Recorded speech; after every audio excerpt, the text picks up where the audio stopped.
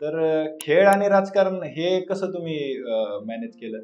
राजकारणामध्ये माझ्या वडिलांचं तिकीट ज्यावेळेस डावललं गेलं त्यावेळेस मी दादांना भेटलो. कार्यकर्ता नेता ज्यावेळेस पुढे येतो तो कुणाला तरी आयडल म्हणून पुढे येतो. बरोबर. त्यांना आयडल मानलेलं आहे. राजकारणात येण्यासाठी कुणीच फोर्स करत नाही कुणाला. ही इंडस्ट्री अशी आहे. प्रत्येक जण आपल्या स्वतःसाठी येतो, तर तुम्हाला तुमच्या जबाबदाऱ्या माहिती पाहिजे. त्यामुळं अजितदादांनी एवढं काम करायची तयारी असेल तर तुम्ही या. कारण की त्याला ज्याचा त्याचा हेतू माहिती पाहिजे. खेळाचा हेतू एकच आहे, यशाचं नाव पुढे नेणं. क्रिकेट सारखा खेळ आहे ज्या ठिकाणी फेवरेटिझम किंवा राजकारण आपण ज्याला म्हणतो ते थोडंसं एखाद्या खेळाडूला सपोर्ट करतं. असं काही तुमच्या जीवनात किंवा आतापर्यंत तुम्ही ज्या लेवलला पोहोचले तिथपर्यंत मला असं कधी जाणवलंय का ती गोष्ट की खेळामध्ये राजकारण झालंय? सिलेक्शन कमिटी आली तर त्या सिलेक्शन कमिटीच्या मध्ये थोडा भेदभाव होण्याची शक्यता राहते. अच्छा.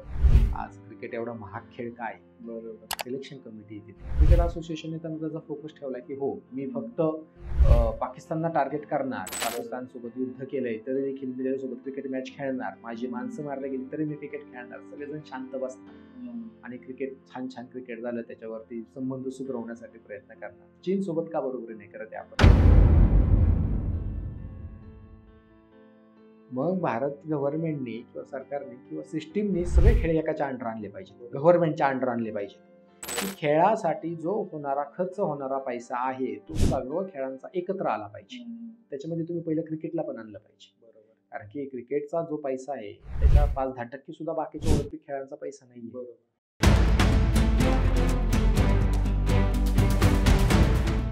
नमस्कार मंडळी, स्वागत आहे तुमचं पुन्हा एकदा कॉफी विथ सनी या चॅनल मध्ये. आज आपल्या सोबत आपले गेस्ट आहेत Swapnil डमडरे.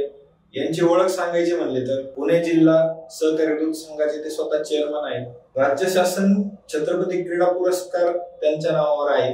International selection नॅशनलचे record holder आहेत ते. त्यानंतर 6 मेडल्स नॅशनलचे त्यांच्या नावावर आहेत. एकूण 29 राज्यातले मेडल त्यांच्या नावावर आहेत, स्टेट लेवलचे ज्याला आपण म्हणतो. त्यानंतर महाराष्ट्र राज्यात सलग 7 वेळा चॅम्पियन राहिलेले आहेत आणि असे त्यांच्या सोबत त्यांच्यावर काही रेकॉर्ड त्यांच्या नावावर आहेत. आज आपण त्यांचा प्रवास कसा सुरू झाला हे सर्व गोष्टी आपण जाणून घेऊ. तर नमस्कार, स्वागत आहे तुमचं आमच्या चॅनल मध्ये. आपण सुरू करूया. तर कसा तुमचा प्रवास सुरू झाला? एक छोट्याशा खेळाडूपासनं तर एक राष्ट्रीय पदक विजेता असा तुमचा जो प्रवास सुरू झाला तो तुमचा कसा सुरू झाला? मी तळेगाव डंबरेमध्ये राहिलो होतो.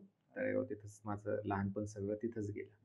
त्याच्यानंतर पहिला जो खेळाडू म्हणून मी जो खेळ खेळला तो होता खो खोचा. अच्छा. खो खो झाला. खो खो मध्ये आमची अडचण अशी व्हायची की सांघिक खेळ असल्यामुळं तिथं पुढे गेले की सिलेक्शन व्हायचं. बरोबर. चांगले खेळणारे खेळाडू सिलेक्शन कमिटीमध्ये अडकायचे आणि आमच्या ते क्वचितच खेळाडू पुढे जाऊ शकायचे. ते पण समजा थोडेसे पुढे गेले तर तिथून परत यायचे. त्यामुळे खो खो म्हणून माझा पहिला खेळाचा सुरुवात झाली. त्याच्यानंतर मग हळूहळू इंडिव्हिज्युअल खेळाकडे वळालो. मग इंडिव्हिज्युअल खेळामध्ये वैयक्तिक खेळामध्ये मग आर्चरीकडे वळालो कॉलेजच्या स्टार्टिंगच्याच इयर्समध्ये. मग तिथून माझा प्रवास चालू झाला. मग हळूहळू आर्चरीमध्ये छान काम करू शकतो. आर्चरीच का खेळ निवडला मग तुम्ही? आर्चरीचं खेळ निवडण्यामागे उद्देश हा होता की एक चांगला कोच मिळाला. बरोबर. काय होतं की कोणता पण खेळ खेळायला गेलो स्वतःच्या एक्सपेरिमेंटने तो मोठा नाही होऊ शकत. कारण की त्याच्यावरती अनुभवी ज्यावेळेस कोच तुमच्याकडे असतो त्यावेळेस तो तुम्हाला चांगलं पुश करू शकतो. तो मोठं होण्यासाठी किंवा खेळात चांगलं करण्यासाठी तो मदत करतो. त्यामुळे तो कोच मिळाला. तर मग तो पुश झाला आणि तो थोडासा त्याच्यात चांगलं पुढे जाऊ शकतो. आता जसं सर्वांना माहिती आहे तुम्ही एक खेळाडू म्हणून पण एक उत्कृष्ट अशा गोष्टी तुम्ही उंचीवर गेलेले आहेत. तुम्ही राष्ट्रीय पदक विजेता आहे. पदक म्हणण्यापेक्षा पदके विजेता आहेत तुम्ही. भरपूर राष्ट्रीय पदक पण तुम्ही जिंकलेले आहेत. भरपूर राष्ट्रीय खेळ पण तुम्ही खेळलेले आहेत. तर जसं सर्वांना माहिती आहे आता तुमची इमेज जरा राजकारणाकडे जास्त आहे. तर खेळ आणि राजकारण हे कसं तुम्ही मॅनेज केलं? काय झालं की खेळाडू म्हणून मी माझ्या आयुष्यातली एक 15 वर्ष दिली. बरोबर. हे खेळ खेळत असताना काही वर्ष मी राज्याचा सर्वोत्कृष्ट खेळाडू म्हणून खेळत होतो. नॅशनल लेवलवरती खूप चांगला परफॉर्मन्स होता. नॅशनल लेवलवरती रेकॉर्ड्स माझ्या नावावरती होती. तर ह्या कारणामुळं माझं अजितदादांना भेटणं व्हायचं. एक चांगला खेळाडू म्हणून की काही पदकं मिळवली की आम्हाला बोलवलं जायचं. मला शिवछत्रपती क्रीडा पुरस्कार मिळाला, तर त्यांच्याकडे जाण्याची संधी मिळाली. ह्यामुळं एक ओळख होती की स्वप्नील डमढरे नावाचा एक मुलगा आहे की जो शिरूर तालुक्यातून बिलॉंग करतो आणि तो चांगला खेळाडू म्हणून आपल्या धनुर्विद्या खेळामध्ये चांगलं काम करतोय. पण राजकारणात कसं, तर अचानक ज्या आमच्या जिल्हा दूध संघाच्या निवडणुका लागल्या त्याच्यामध्ये तिकीट वाटपामध्ये थोड्याशा अडचणी झाल्या आणि त्याच्यामध्ये मग मला दादांसंग भेटण्याचा योग आला. माझे वडील 35-37 वर्ष पुणे जिल्हा दूध संघाचे संचालक म्हणून काम करत होते. वैयक्तिक माझी अपेक्षा होती की मी ऑलिम्पिक पर्यंत खेळावं. त्या पद्धतीने माझ्या तयाऱ्या चालू होत्या आणि इंटरनॅशनलला चांगले मेडल्स मिळवावेत. ऑलिम्पिक नसेल तर वर्ल्ड कपला चांगला मेडल मिळवता यावं. ह्या सगळ्या हेतूने माझं सराव चालू असतानाच राजकारणामध्ये माझ्या वडिलांचं तिकीट ज्यावेळेस डावललं गेलं त्यावेळेस मी दादांना भेटलो. दादांना म्हणलं की दादा आमच्या कुटुंबाचा विचार करा. दादांनी सांगितलं की अरे मला नवीन लोकांना संधी द्यायची आहे. तुझे वडील 35-37 वर्ष झाले संचालक आहेत, आपण नवीन लोकांना संधी दिली पाहिजे आता. त्यावेळेस ते मला बोलून गेले, मी बोलून गेलो दादा मग आमच्या कुटुंबातून माझा विचार करा. दादा म्हणजे तुझा विचार करेल पण तू असशील रेडी. तर मी त्या भावनेच्या भरात बोललो हो दादा तुम्ही माझा विचार करा. आणि मग काही दिवसांनी दादांचा फोन आला. दादांनी मला सांगितलं प्रचाराच्या दरम्यानच माझ्यासाठी खूप मोठा निर्णय त्यांनी घेतला. दिलेलं तिकीट मला दिलं गेलं अचानक आणि त्यामुळे मी राजकारणात आलो. राजकारणात आलो तर त्या राजकारणात पुढे संचालक झालो की त्यांनी माझं काम पाहून मला दुटेरीचं पुणे जिल्हा दूध संघ कात्रचं चेअरमन केलं. तो प्रवास चालू आहे. मग आता जसे खेळाडू वृत्तीत सगळ्यांना माहिती आहे की खेळाडू म्हणजे एक शिस्तबद्ध माणूस. तर एक खेळाडू म्हणजे शिस्त आणि राजकारणाचा जो वास्तव आहे तो एकदम डिफरंट आहे. तर यात कसं तुम्ही ऍडजस्ट कसं केलं खेळाडू म्हणून? तसं नाही, मला वाटतं की राजकारण आणि खेळामध्ये खूप साम्यता आहे. तुम्ही आता अजितदादांना पाहता पहाटापासून काम करता. खेळामध्ये पहाटापासून तुम्हाला उठून सराव करावाच लागतो. तुम्ही कोणत्या पातळीवर खेळताय हे महत्वाचं असतं. म्हणजे ज्यावेळेस तालुका जिल्हा पातळीवरती खेळतो तो मला तालुका पातळीवरच्या जिल्हा पातळीवरच्या लोकांच्या सोबतच कॉम्पिटिशन करायचंय. त्यांच्या सोबतच जर मला कॉम्पिटिशन करायचंय तर तिथं माझ्यासोबत मला होणारा विरोध हा सौम्य आहे. तेव्हा कमी प्रॅक्टिस केली तरी चालेल. पण ज्यावेळेस तुम्ही राज्य पातळीवरती खेळता, तुम्ही देश पातळीवरती खेळता, राज्य पातळी म्हणजे राज्यातले अख्खे जिल्हे तुमच्या विरुद्ध उभे आहेत आणि तुम्हाला त्यांना हरवून पुढे जायचंय. हे काय शाळेसारखं नाही की पास झाला 35 मार्काला असं नाही. तुमचा नंबर झाला पाहिजे ना. म्हणजे पहिल्या 2-3 लोकच. असा विचार करा की तुमच्या शाळेमधले 3च लोक पास होऊन पुढच्या वर्गात जाणार आहेत. किती कॉम्पिटिशन भयंकर असणार. आणि ती कॉम्पिटिशन ला तोडून ज्यावेळेस आम्ही पुढे जातो आणि मी ज्यावेळेस नॅशनल लेवलला खेळतोय, मी इंटरनॅशनलला सिलेक्ट होतोय, मी नॅशनलला रेकॉर्ड्स बनवतोय, नॅशनलला मेडल्स मिळवतोय, तर माझ्या विरुद्ध अख्खं देश आहे.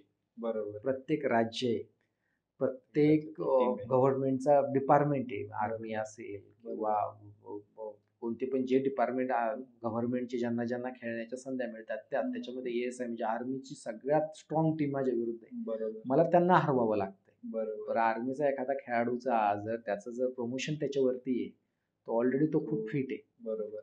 आपल्यापासून तिथंच तो फिट आहे, फुल फिट आहे. त्याच्यासोबत आर्मीच्या जवळ इंटरनॅशनल कोच आहेत. जर मी त्यांच्यासोबत तेवढा सराव नाही केला जेवढे ते तेवढे तास करतात तेवढा मी सराव नाही केला तर ही काय जादू थोडंच आहे. तर मला तेवढा सराव केल्यानंतरच मी त्यांना हरवून पुढे जाऊ शकतो. त्यामुळे मला माहिती आहे की आपल्याला तेवढा सराव करावा लागणार. त्यामुळे ती शिस्त माझ्या कोणत्या पण एका खेळाडूमध्ये ती शिस्त आहेच. आता त्याच्यासोबत राजकारणाचं जर तुम्ही हे करायला गेलं तर राजकारण सुद्धा तुम्ही कोणत्या नजरेने पाहताय. तुम्ही जर त्याच शिस्तीतून इथे येताय आणि त्या शिस्तीनेच काम करताय की तुम्ही सकाळी उठल्यापासून संध्याकाळपर्यंत जर तुम्हाला जी जबाबदारी आहे त्याला जर वेळ देताय, ती समाजाने दिलेली कोणती जबाबदारी असो, तर तुम्ही तेवढं चांगलं काम करू शकता. त्यामुळे मला वाटतं की राजकारण खेळाडूंसाठी खूप सिंपल आहे बाकीच्यांच्यापेक्षा. काय की त्यांना त्यांची शिस्त असते, त्यांना त्यांचा गोल टार्गेट फिक्स असतो, त्यांची ती मेंटॅलिटी बनलेली असते की मला बेस्ट व्हायचंय तर मला बेस्ट स्वतःचा द्यायचा आहे. तर त्या बेस्टसाठी जर माझ्यासोबत कोण राजकारणातला कोणता पण एक व्यक्ती जर काम करतोय तर त्याच्यावर मला काम करणं आहे, तर मी विचार करू शकतो की मी त्याच्यापेक्षा पुढे जाऊ शकेल. माझा एक प्रश्न आहे तुम्हाला, थोडासा वेगळा आहे बट एक बऱ्याच जणांचे असं खेळाडूंच्याकडे आपण बघतो किंवा क्रिकेट सारखा खेळ आहे ज्या ठिकाणी फेवरेटिझम किंवा राजकारण आपण ज्याला म्हणतो ते थोडंसं एखाद्या खेळाडूला सपोर्ट करतं, असं काही तुमच्या जीवनात किंवा आतापर्यंत तुम्ही ज्या लेवलला पोहोचले तिथपर्यंत मला असं कधी जाणवलंय का ती गोष्ट, की खेळामध्ये राजकारण झालंय किंवा या ठिकाणी जर राजकारण झालं नसतं तर आज मी ह्या ठिकाणी किंवा एखादी मॅच मी जिंकलो असतो किंवा असं काही तुम्हाला जाणवलंय? राजकारण खेळामध्ये इंडिव्हिज्युअल खेळांमध्ये बाकीच्या खेळांच्या तुलनेत कमी हा. होतं. सिलेक्शन कमिटी आली, माझं कुणाच्या वैयक्तिक कुणाला मला दोष नाही द्यायचा, पण सिलेक्शन कमिटी आली तर त्या सिलेक्शन कमिटीच्या मध्ये थोडा भेदभाव होण्याची शक्यता राहते. अच्छा. कोणतं पण तुम्ही सिलेक्शन कमिटीचा खेळ घ्या. आज क्रिकेट एवढा महाग खेळ काय, बरोबर. सिलेक्शन कमिटी आहे तिथे. बरोबर. तिथं जर इंडिव्हिज्युअल तुम्ही तुमचे जर ठरवणारे जर कोणीतरी कोच असतील किंवा कोणीतरी एक्स खेळाडू असतील तर ते त्यांच्या जवळच्या मुलांना थोडंसं प्राधान्य देऊ शकतात. बरोबर. इंडिव्हिज्युअल खेळ याच्यासाठीच निवडला गेला आणि मला वाटतं की मला जो सक्सेस मिळाला तो इंडिव्हिज्युअल खेळ मिळाला. बरोबर. मी आणि सपोज कोणी पण जगातला कोणी पण किती पण मोठ्या व्यक्तीचा जर मुलगा एक बाण मारतोय, मी एक बाण मारतोय, तर आमचे बाण आम्ही पाहणार आहे कुठे लागलेत. बरोबर. सिलेक्शन कमिटीचा संबंधच नाही, बरोबर. जजचा संबंध नाही. म्हणजे त्यांनी जर चांगला मारलाय तर मी काही माझ्यापेक्षा जास्त सराव त्याने केलेला आहे, मी चांगला सराव केलाय तर मी चांगला मारलाय. मी माझ्या वयामध्ये खेळत असताना कित्येक आमदारांची मुलं माझ्यासोबत खेळायची, पण ते आमदारांची मुलं आहेत म्हणून ते माझ्यापेक्षा पुढे नाही जाऊ शकत. मी चांगला सराव केला म्हणून मी पुढे जाऊ शकतो.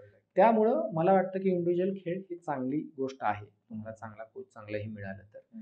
अन्याय कुठं होतो परत ह्या इंडिव्हिज्युअल खेळामध्ये सुद्धा कित्येक वेळा कॅम्प लागतात. माझा स्वतःचा वैयक्तिक अनुभव असाच आहे की एका कॅम्पमध्ये सिलेक्शन मध्ये मी 7व्या रँकला होतो, पण सिलेक्शनची कॅटेगरी अचानक बदलली गेली आणि त्याच्यामध्ये इंडिव्हिज्युअल मधून 4 लोक आणि ओव्हरऑल स्कोअर मधून असे आमचे जे इव्हेंट आहेत त्याच्यातून 4 लोक असं करून मला 7व्यावरनं 8व्या 9व्यावरती टाकलं गेलं एकदा.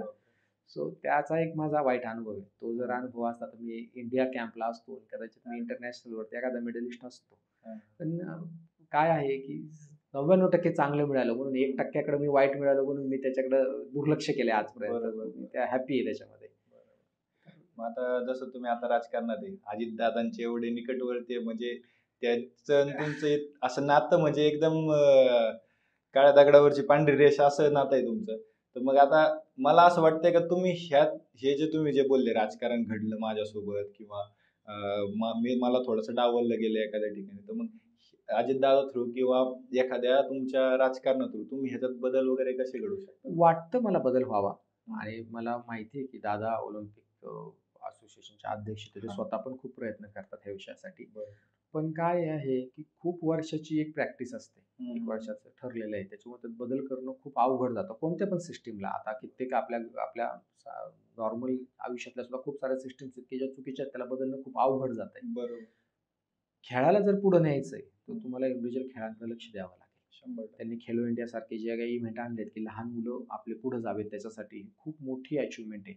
मला आज वाटतं जर खेलो इंडिया जर मी लहान असताना जर माझ्याकडे असतं तर आज मी खेळाच्या कोणत्या तरी दुसऱ्या टोकाला असतो. बरोबर. कारण की जे खेळाडूंमध्ये पोटेन्शियल आहे ते ओळखण्यासाठी आपल्याकडे खूप कमी साधन आहेत. तर ती एक चांगली गोष्ट गव्हर्नमेंट आज करत आहे. सोबतच जे काही कॅम्प जे लावले जातात त्याचे प्रमाण खूप कमी आहे, खास करून माझ्या इव्हेंटमध्ये. ते लावण्याचे प्रमाण वाढवलं गेलं पाहिजे. असोसिएशनचं राजकारणावरती कंट्रोल आला पाहिजे. असोसिएशन फक्त खेळाडूंचं पाहिजे. बरोबर. फक्त खेळाडूंचं, जो खेळाडू खेळलाय त्याच्या ह्यानी पाहिजे. त्याच्यावरती गव्हर्नमेंटचा कंट्रोल पाहिजे. गव्हर्नमेंटचा आज रूल्सच नाहीत असोसिएशनसाठी. तुम्ही जर एक असोसिएशनला धर्मदाय आयुक्ताच्या अंडर आणताय आणि त्या अंडरमध्ये त्याचे रूल्स बाकीच्या म्हणजे एखादी देवाचं संस्थान असेल किंवा एखादं शाळेची संस्था असेल आणि तुम्ही सगळ्या संस्थांना एकसारखं नाही, म्हणजे खेळाच्या संस्थेला तुम्ही त्यांच्या सोबत बसवताय, त्याचे रूल्स आणि त्याचे रूल्स सगळ्याचे सेम करताय. असं प्रत्येकाचं वेगवेगळे रूल्स पाहिजे. त्याच्यामध्ये खेळाला पहिले प्राधान्य देऊन त्यांनी ह्याचे रूल्स आणले पाहिजे की तुम्ही खेळाडूंना त्याच्यात स्थान द्या. कारण की ह्यांना आत्मीयता आहे त्या खेळाची. तुम्ही कोणता पण एखादा मोठा क्लब पाहायला गेलात ते कोचच्या पेक्षा एखादा कोच असतो आणि तिथे 20 रिटायर खेळाडू असतात. बरोबर. त्यांना त्याच्याबद्दल हे असतो, ते नवीन खेळाडूंची प्रॅक्टिस घेत असतात. रिटायर खेळाडू का, आता त्या खेळाबद्दलचा अभिमान, त्या खेळाबद्दलचं प्रेम. हे प्रेम असोसिएशन मध्ये ज्यावेळेस येईल त्यावेळेस ती असोसिएशन त्या विचाराने पुढे जाईल की आम्ही आहोत. ह्याच्यामध्ये पळवाटा खूप आहेत गव्हर्नमेंटकडून. पूर्वीच्या काळी त्या गरज नव्हत्या म्हणून त्यांनी त्याला एकसारखं स्वरूप दिलं, पण आज वेळ आलेली आहे की त्याचं स्वरूप बदललं जावं. असोसिएशन डिफाईन व्हाव्यात की त्याच्यामध्ये कोण असावं, खेळाडूच असावेत, खेळाडू सुद्धा कोणते असावेत, का असावेत. आणि मग कारण की ज्याला ज्याचा त्याचा हेतू माहिती पाहिजे. खेळाचा हेतू एकच आहे, देशाचं नाव पुढे नेणं. जर जगामध्ये जर आज कोणतं युद्ध चाललंय तर ते युद्ध आहे फक्त खेळातलं. जर मी पुढच्या देशाला मग आमचं त्यावेळेची ज्या फिलिंग्स असतात त्या फिलिंग्स युद्धाच्या फिलिंग्स असतात त्या खेळाच्या मनातल्या, खेळाडूच्या मनातल्या. मी माझ्या देशासाठी, मी देशासाठी, आणि देशाचं नाव खाली जातंय का वरती जातं, ह्या लेवलच्या जर लढाया चालल्या. आपल्यानंतरनं आपल्या सोबत स्वतंत्र झालेला चीन असेल किंवा आपल्यानंतरनं कित्येक देश स्वावलंबी झालेले असतील, त्यांच्या आपल्यापेक्षा मिडल टॅली जास्त आहेत. तर हे आमच्यासाठी सुद्धा थोडंसं वाईट वाटणारी गोष्ट आहे ना. तर त्याच्याकडे लक्ष दिलं पाहिजे. फक्त आपल्यासोबत 2 देश आहेत आपल्या शेजारी, एक पाकिस्तान आणि एक चीन आहे. आपण फक्त पाकिस्तानवरती फोकस करतोय आणि क्रिकेटवरती फोकस करतोय. काय चीन सोबत फोकस नाही करत आहे आपण. आपला देशाचा जर थोडासा तुकडा जर आपल्यापासून तुटला गेलाय तर तो चीनकडे आहे, पाकिस्तानकडे काय. पाकिस्तानच्या ताब्यात असलेली थोडीशी वरची जमीन आणि त्याच्यावरती आपण एवढं करतो, तेवढ्या तुलनेत तर चीनकडे पण आहे ना. पण काय आहे, असोसिएशन, क्रिकेट असोसिएशनने त्यांना त्याचा फोकस ठेवला की हो मी फक्त पाकिस्तानला टार्गेट करणार, पाकिस्तान सोबत युद्ध केलंय तरी देखील मी त्याच्यासोबत क्रिकेट मॅच खेळणार, माझी माणसं मारली गेली तरी मी क्रिकेट खेळणार, सगळेजण शांत बसणार आणि क्रिकेट छान क्रिकेट झालं त्याच्यावरती संबंध सुधारवण्यासाठी प्रयत्न करणार. चीन सोबत का बरोबरी नाही करत आहे आपण सगळीकडे. आणि ते काय होतं, डोळे झाकले म्हणजे ते काय संपलेलं नाहीये. त्याच्याकडे फोकस केला पाहिजे, सगळ्यांनी त्याच्याकडे लक्ष दिलं पाहिजे मला वाटतं. आता तुम्ही जसं म्हणले की ऑलिम्पिक मध्ये आपल्याला मेडल्स वगैरे कमी, तर जे आता तुम्ही बोलले त्या टॉपिकवरच मी येतो परत, की असं वाटतंय का राजकारणामुळे आपल्याला ऑलिम्पिक्स मध्ये मेडल कमी येत आहेत म्हणून? नाही, राजकारणामुळे नाही. आपल्या गव्हर्नमेंटनी बनवले दोन्ही रूल की ऑलिम्पिक खेळांकडे लक्ष द्यायचं आणि पळवाटा काढून तुम्ही ऑलिम्पिक मध्ये नसलेल्या खेळांना प्राधान्य द्या. बरोबर. मग भारत गव्हर्नमेंटनी किंवा सरकारने किंवा सिस्टीमनी सगळे खेळ एकाच्या अंडर आणले पाहिजेत, गव्हर्नमेंटच्या अंडर आणले पाहिजेत. की खेळासाठी जो होणारा खर्च होणारा पैसा आहे तो सर्व खेळांचा एकत्र आला पाहिजे. त्याच्यामध्ये तुम्ही पहिलं क्रिकेटला पण आणलं पाहिजे, कारण की क्रिकेटचा जो पैसा आहे त्याच्या 5-10% सुद्धा बाकीच्या ऑलिम्पिक खेळांचा पैसा नाहीये. मग तुम्ही मोठा भाऊ म्हणून क्रिकेटनी ह्यांना बाकीच्या खेळांना मदतच केली पाहिजे, ते काय नाही सपोर्ट करत. मग गव्हर्नमेंटनी स्वतः किंवा क्रिकेट असोसिएशन किंवा ह्यांनी स्वतः याच्याकडे लक्ष दिलं पाहिजे. फक्त एक खेळ मोठा करण्यामध्ये जर आपण आपल्या देशाचं सगळं व्हायला घालवणार असेल तर बाहेर देशामध्ये जाऊन विचारा ना की तुम्ही खेळामध्ये तुमच्याकडे बाकीचं जग कसं पाहतं.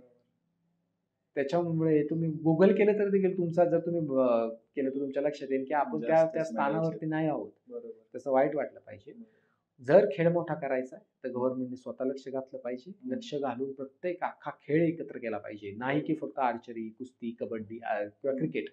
सगळ्या खेळावरती त्याचा कंट्रोल पाहिजे. येणाऱ्या खेळासाठी खर्च होणारा पैसा जो आहे तो सगळीकडे डिस्ट्रीब्यूट झाला पाहिजे. म्हणजे एक क्रिकेटर इतका करोडपती आहे, एखादा खेळाडू, की त्याच्या एकट्याच्या ह्याच्यामध्ये अख्ख्या असोसिएशन अख्खं खेळाचं अख्खं बजेट बनतंय अख्ख्या आपल्या अख्ख्या देशाचं. तर ही कुठलची बरोबरी आहे. हे बदललं गेलं पाहिजे. त्यामुळे मला वाटतं, माझं वैयक्तिक मत आहे, कधी मला जर संधी मिळाली किंवा ज्याला कुणाला संधी मिळाली त्याचा जर हा विचार असेल तर त्याने याच्यावरती काम केलं पाहिजे.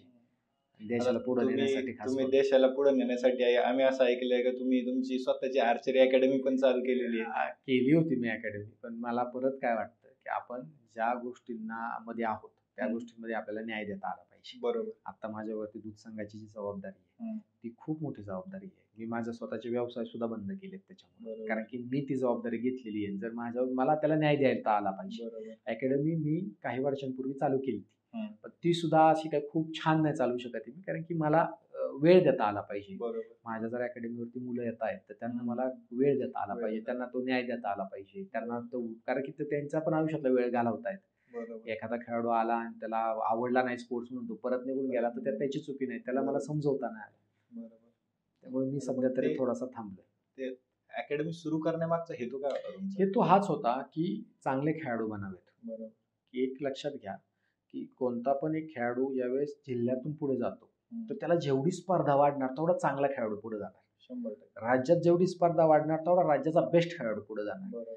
गोल एकच आहे सर्व खेळाडूंचा किंवा प्रत्येक व्यक्तीचा गोल एकच पाहिजे की देशाकडून खेळायला जाणारा व्यक्ती इतका चांगला असला पाहिजे की तो इंटरनॅशनलला त्याने मेडल आणलं पाहिजे, की तो देशाचा खेळाडू आहे. त्याला मी जर 0.0001% जरी स्पर्धा वाढवू शकलो तर देखील त्याची मेडल मिळवण्याचे चान्सेस पुढे जास्त आहेत. कारण की त्याला तेवढं प्रॅक्टिस जास्त करावी लागेल, तेवढा चांगला खेळाडू मी देशासाठी पाठवतोय. तो मेडल आणत होता, तो एकटा नाही आणत. त्याला जेवढ्या लोकांनी त्याला चॅलेंज केलंय त्या खेळासाठी तेवढ्या लोकांनी ते मेडल आणलंय, कारण की तेव्हा तो बेस्ट खेळाडू जाऊ शकलाय. त्यामुळे देशाची सेवा करण्याचा किंवा देशाला मेडल आणण्याची जबाबदारी त्या एकट्या खेळाडूची नाही तर प्रत्येक खेळाडूची, की जो त्याला स्पर्धा वाढवणार. आता तुम्ही जे म्हणले की त्याची मानसिकता, खेळाडूची काय मानसिकता असली पाहिजे की आज मी मेडल मारणार आहे किंवा मी खेळतोय, समोरच्या आपल्या अपोनंटला कसं त्याने पराभूत केलं पाहिजे, ही काय मेंटॅलिटी ठेवून तुम्ही कसे खेळायचे? खेळाडू एकटा खेळ कधीच खेळत नाही, हे लक्षात घ्या. काय आहे, तुम्ही एक छोट्या लेवलला जर खेळ खेळताय, तालुका लेवल, जिल्हा लेवल, जिथं स्पर्धा कमी आहे, तिथपर्यंत तुम्ही एकटेच प्रवास करू शकता. पण तुम्ही जर राज्य पातळीवरती येताय, देश पातळीवरती येताय, तर तुमच्या सोबत खूप लोक असतात की जे मेडल मिळवण्यासाठी तुम्हाला मदत करतात. मी नेहमी उदाहरण देतो की उसेन बोल्ट जो पळाला, तो एकटा पळाला नव्हता, त्याच्यासोबत 300 लोक पळाले होते. त्याची 300 लोकांची टीम होती त्याच्या मागे. जे 300 लोक जगातले सगळ्यात बेस्ट लोक होते, ज्याच्यामध्ये चांगले सायकोलॉजिस्ट होते, डायटिशियन चांगले होते, चांगले फिजिओथेरपिस्ट होते. अशी प्रत्येक डिपार्टमेंटची एक टीम होती की जी टीम त्याच्यासोबत काम करत होती. आणि ज्यावेळेस त्या 300 लोकांनी काम केलं, त्याच्यावरती त्याला बेस्ट त्यांनी त्यांचा दिला, तेव्हा तो त्याचा बेस्ट देऊ शकला. सो एक खेळाडू ज्यावेळेस बनतो तर ही मेंटॅलिटी नाही पाहिजे की ना तो एकटाच जाणार, तो एकटाच मेंटली पण प्रिपेअर असणार, तो एकटाच सगळं डाएटचं पण प्लॅन करणार, तो एकटाच फिजिक्स पण त्याचा चांगला ठेवणार. त्याच्यासोबत त्याची टीम पाहिजेच. ज्यावेळेस ही टीम असणार त्यावेळेस तो बेस्ट देऊ शकतो. आता तुम्ही जसं म्हणताय की टीम पाहिजे, जो सर्वसामान्य ग्रामीण खेळाडू आहे, बरोबर, त्याने ती टीम कुठून आणायची? त्याला टीमची गरज नाही. म्हणजे असं मी म्हणत नाही की त्यांनी त्याची पहिल्या दिवशी सर्व टीम त्याच्यासोबत असणारच. काय आहे, एक लेव्हलपर्यंत येण्यासाठी तुम्हाला स्वतः तुम्ही डिसिप्लिन असायला पाहिजे, तुम्हाला आवड असली पाहिजे. मला राज्य पातळीवरती, देश पातळीला पोहोचेपर्यंत टीमची गरज नाही लागली, कारण की मी सेल्फ मोटिवेटेड होतो. मला काय वाटतं की तुम्ही फोकस जरी असतात, म्हणजे मी काय अपेक्षित धरलंय प्रत्येक खेळाडूकडून किंवा प्रत्येक खेळाडूने काय अपेक्षित धरावं की मी माझा बेस्ट द्यावा. मला जे नॉलेज आहे त्याचा मी बेस्ट द्यावा. मी सकाळी उठू शकतो, मी सकाळी उठलो पाहिजे. मी माझ्या बिझी शेड्यूलमधून, मोबाईलच्या जगातून बाहेर निघून मी माझ्या खेळासाठी वेळ दिला पाहिजे. मला अवेलेबल असलेले सोर्स, सपोज एखादा आर्चरीतला प्लेयर आहे, तो मला येऊन जर मला कनेक्ट होतोय की स्वप्नील तुम्ही मला एक अर्धा तास, 1 तास द्या, मी त्याला अर्धा 1 तास देऊ शकतो, कारण की मला माहिती आहे की मला त्याचा आवड आहे. मी त्याला सांगू शकतो तुझं हे चुकतं, हे नीट कर. बरोबर. सो प्रत्येक खेळाडूने जे त्याच्याकडे अवेलेबल सोर्सेस आहेत त्यांनी ते करावे. ते केल्यानंतर तुम्हाला सगळे मार्ग मिळतात. गव्हर्नमेंट सपोर्ट करतं, तुम्हाला स्पॉन्सरशिप मिळतात. त्या नाही मिळाल्या तरी देखील तुमचा कोच जो आहे तो कोच तुम्हाला मदत करण्यासाठी रेडी असतो. तो स्वतःच सगळ्या गोष्टींमधून फेस करून गेलेला असतो. त्यामुळे हे मिळत जातं. पण जसं तुम्ही पुढे जाता तसं मी तुम्हाला सांगितलं की गव्हर्नमेंटच्या सपोर्टने, सपोज आता जर नॅशनल गेम्स झाले तर नॅशनल गेमच्या प्रत्येक महाराष्ट्रातल्या प्रत्येक टीमसाठी सगळेच फिजिओथेरपिस्ट आहेत, सायकोलॉजिस्ट आहेत, सर्वजण आहेत. आणि तुमच्या चांगल्या परफॉर्मन्स नंतर तुम्हाला लोक मदत करण्यासाठी रेडी आहेत. तुम्ही पैसे किंवा तुम्हाला जर काय फंड लागतोय तर तो तुमच्या इंडिव्हिज्युअल आनंदासाठी किंवा उधळपट्टीसाठी नाहीये, हे प्रत्येक व्यक्तीला कळतं. एक चांगला खेळाडू तयार होतो, घरातले मदत करतात, आजूबाजूचे मित्र मदत करतात, पण तुम्ही स्वतःचा 100% देणार का, हा सगळ्यात मोठा आणि पहिला प्रश्न असतो. त्यामुळं मला वाटतं तुम्ही तुमचा बेस्ट द्या. तुम्हाला रिसोर्सेस मिळतात, तुमच्या जवळची लोक शोधा, तुमचा कोच शोधा. आमचे कोच म्हणजे प्रत्येक खेळातला कोच जो आहे, जो व्यवसाय म्हणून पाहत नाही, खास करून ऑलिम्पिक मधले जेवढे खेळ आहेत ते कित्येक कोच आहेत की जे व्यवसाय म्हणून नाही पाहत, देशावरचं प्रेम म्हणून जे पाहतात, ते सगळं आणायला रेडी असतात. स्वतः दिवसभर घरी असतात, घरची त्यांचं व्यवस्थित नसतं, पण खेळाडूंसाठी पात्र सगळं करायला रेडी असतात. मला वाटतं की पैसा मॅटर नाही करत, मॅटर करतो तुमचं किती त्याच्यावरती प्रेम आहे. आता म्हणजे तुमचं असं इनडायरेक्टली म्हणणं आहे का खेळाडूंना स्ट्रगल कळत नाही? नाही, स्ट्रगल कळतो, पण प्रेम असलेल्या लोकांना कळतो. स्ट्रगल तुम्ही कशात जा ना, तुम्ही कोणता व्यवसायात जा, नोकरी करा, तुम्ही जगातलं कोणतं पण काम करा, स्ट्रगल सगळीकडे. बरोबर. तुम्हाला बेस्ट व्हायचंय का, नाही व्हायचं तर तुम्ही एका गावामध्ये सपोज एक दुकान टाकणार असलं तर तुमचा स्ट्रगल काय, आणखीन एक दुकान आहे, हा स्ट्रगल. पण तुम्ही शहरात आला की तुमच्या शेजारी 100 दुकान आहेत, हा स्ट्रगल. तुम्ही एखाद्या मोठ्या सिटीमध्ये गेला तर तिथे 1000 दुकान आहेत. स्ट्रगल कशात आहे का, तर सगळ्या गोष्टींमध्ये स्ट्रगल आहे. मी सपोज राजकारणात आहे, मला स्ट्रगल आहे ना. माझ्यासोबत आणखीन खूप चांगले लोक काम करणार आहेत. स्ट्रगल सगळ्या क्षेत्रांमध्ये आहे, तो तुम्हाला फेस करणंच आहे. फक्त तुम्हाला आवड असून तुमची ते फेस करण्याची तयारी पाहिजे. बेस्ट व्हायचंय की नाही व्हायचं हे तुम्हाला माहिती पाहिजे. बरोबर. आता जसं भारतीय तिरंदाजीत तुम्ही चांगले खेळलेले आहेत, तर तुम्ही अजून पुढच्या 5 वर्षात किंवा मग भारतीय तिरंदाजीत तुम्हाला असे कुठले बदल असे वाटतात की जे घडले पाहिजे, जेणेकरून जे आपले बिगिनर्स आहेत किंवा ज्यांना आता आर्चरी सुरू करायची किंवा जे खेळतायत आता. मी परत सांगतो, असोसिएशन्समध्ये बदल व्हायला हवेत. खेळाडूंनी असोसिएशन पूर्ण भरलेली पाहिजे. गव्हर्नमेंटचा पूर्ण सपोर्ट आणि गव्हर्नमेंटच्याच अंडर ते पाहिजे. गव्हर्नमेंटची स्वतःची एक संस्था पाहिजे किंवा गव्हर्नमेंटच्या त्या खेळ डिपार्टमेंटच्या अंडर सगळ्या असोसिएशन पाहिजे. स्पोर्ट्समध्ये येणारा पैसा हा सर्वत्र वाटला गेलेला पाहिजे. प्रत्येक खेळासाठी तो यूज व्हावा. जे काय खेळ आहेत त्या सर्वांसाठी तो असोसिएशनच्या अंडर न राहता आणि त्याचं मदत खेळाडूंना व्हावी. तुम्ही ग्राउंड बनवण्यासाठी जर तो पैसा वापरणारा असता, सपोज त्याची गरज आहे, ग्राउंड बनवण्यासाठी तुम्ही वापरणार आहात, पण तिथे खेळाडू आहेत का? कारण की ते ग्राउंड परत 2 वर्षांनी खराब होणार आहे, परत कॉन्ट्रॅक्टर नेमला जाणार आहे, परत ते ग्राउंड बनणार आहे. पण त्याऐवजी तुम्ही खेळाडूंसाठी तो पैसा वापरला पाहिजे. जर चीन सारखा देश एका ऑलिम्पिकची तयारी 10 वर्ष अगोदर करतोय आणि मला आठवतंय मी ऑलिम्पिकच्या ट्रायल्स मध्ये होतो, तर ती ट्रायल्स होती 1 महिनाभर अगोदर ऑलिम्पिकची.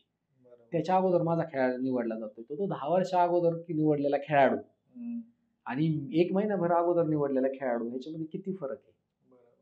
10 वर्ष आणि 1 महिना म्हणजे खूप फरक आहे. मग ह्या मेंटॅलिटीने काम व्हायलाच हवं. त्यामुळं मला वाटतं की तुम्ही त्या वेनीच काम करायला हवं. बदल हवा आहे तर तुम्हाला ह्या 2-3 गोष्टींमध्ये बदल करायलाच लागणार आहे. तुम्हाला स्पेसिफिक खेळासाठी खेळाडूंनाच महत्त्व द्यावं लागणार आहे. खूप लवकर चालू करावं लागणार आहे सगळ्या गोष्टी. आता खेळाचा एक एक प्रकार झाला, पण तुमचं एक दुसरं आणखी रूप आहे जे कात्रज डेअरीचे तुम्ही चेअरमन आहेत.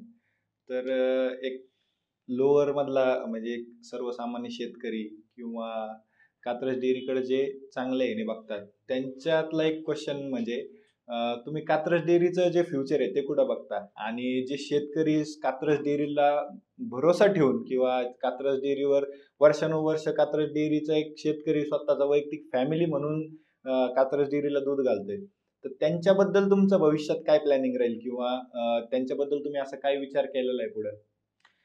चांगलं भविष्य आहे. ही डेअरी 60-65 वर्ष झालं पुण्यामध्ये आहे. बरोबर. खूप जुनी डेअरी आहे. खरं तर ती त्याच्या पोटेन्शियलच्या आज 10% पण काम नाही करत. माझं असं स्वतःचं वैयक्तिक मत आहे. कारण की मी ज्यावेळेस डेअरीचा चार्ज घेतला त्याच्यानंतर मी काम चालू केलं, तर प्रत्येक सीझन किंवा एखादा जो सण असतो किंवा जी विक्री असते, तर मी पाहिलंय की ही 20-25% पासून तर पार 35-40% ग्रोथ पाहिली मी डेअरीची आता. आणि ह्या ग्रोथसाठी मला फक्त 5% पुश करावा लागला, 10% मार्केटला पुश करावं लागलं. अच्छा. 100% पुश तर मी करायला ज्यावेळेस जाईल त्यावेळेस मला वाटतं की आमची तेवढी कॅपॅसिटीच नाही. आता मी दिवाळीच्या स्वीट्सच्या बाबतीत पाहिलं, माझं 50 टनाचं टार्गेट होतं. मागच्या वर्षीचा 28 टनाचा आमचा सेल होता.